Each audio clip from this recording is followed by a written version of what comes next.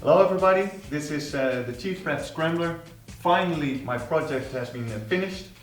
I built this motorcycle over a period of 2 years time, and I wanted to tell you about this project, so let's start. So I've started off with an XV750 of 1981.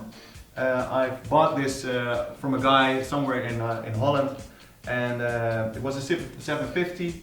I bought it for a little bit more than 200 euros, and he also had an XV700, and I could use that one as well for parts. So for 75 euros extra I could buy them both, and that looked like a perfect start for this project. I definitely wanted a monoshocker for the Scrambler project, because I think the looks of a monoshock are way better than the stereo, and that's why I really looked for the 750 monoshock. It's pretty hard to have spoked wheels inside of the XV750 monoshocker, because the rear wheel is a little bit offset. You have to go about 2 centimeters to the left, otherwise your wheels won't be aligned. So that was a really tough one, and I knew this from the start. It was really hard to start and find the perfect hub for the rear wheel, because I wanted the spoked rear wheels. It's often XV1000. I used that hub, and I ordered the rims of Haan wheels, which are XL rims. They're really sturdy, really thick spokes as well, and they managed to spoke the wheel offset to the left. That's why it's aligned. For the front rim, actually goes the same as the rear.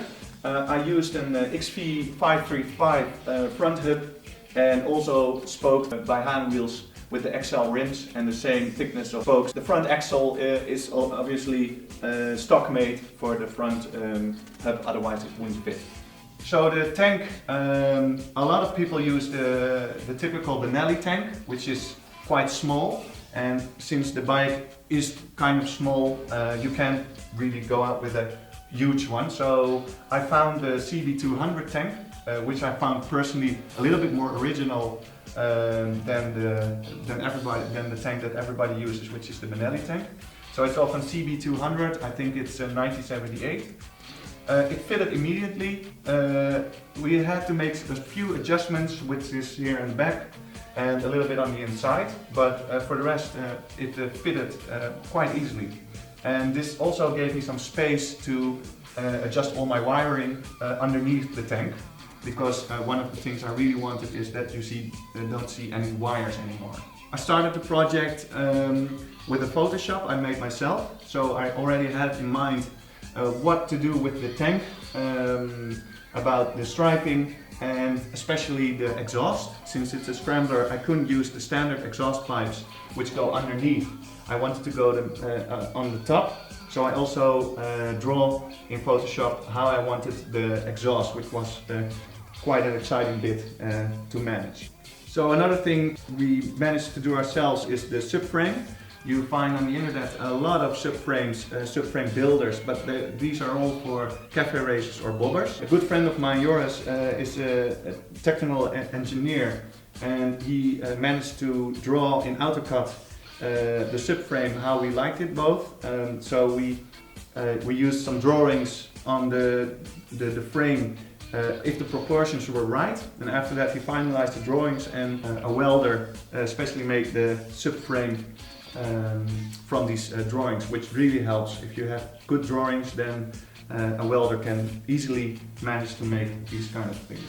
Another thing that I replaced is the rear shock. The standard rear shock is not really nice to see. It has a special extra piggyback, and I found the XT 660 rear shock which really fits nicely in the frame. We had to use a small extra piece of material to make it fit. We also draw that in AutoCAD. I completely refurbished the engine. None of the bearings, nothing is from the original one of 81, so everything has been replaced.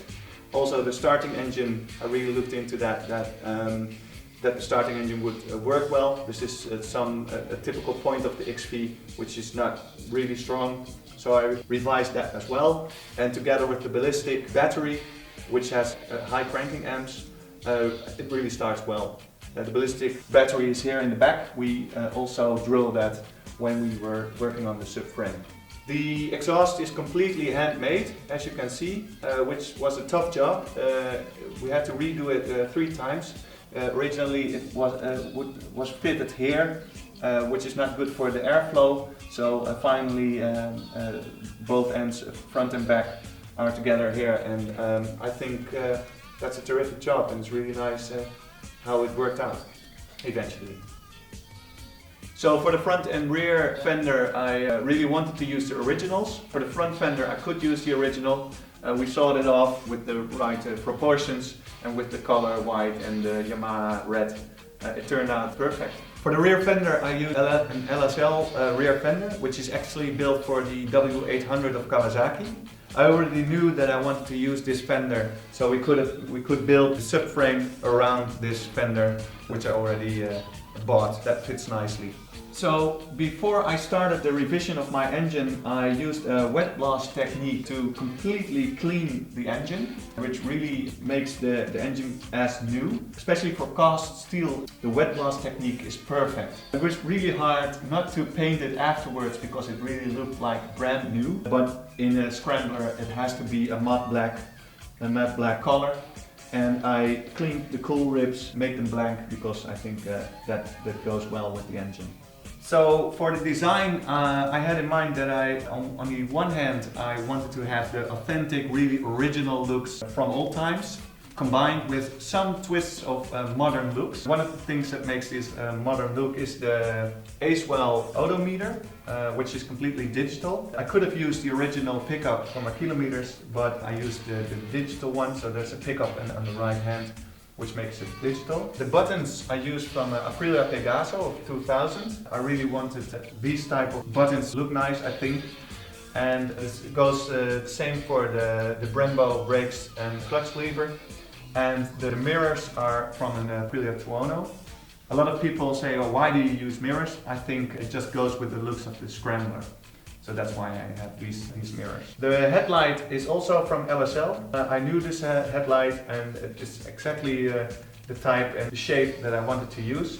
And also the clamps are from LSL, which is a really nice CNC, which goes really well on the front end. So the complete frame has been powder coated. Everything is gloss black. The front is silk black, and these grids are handmade, and these are matte black.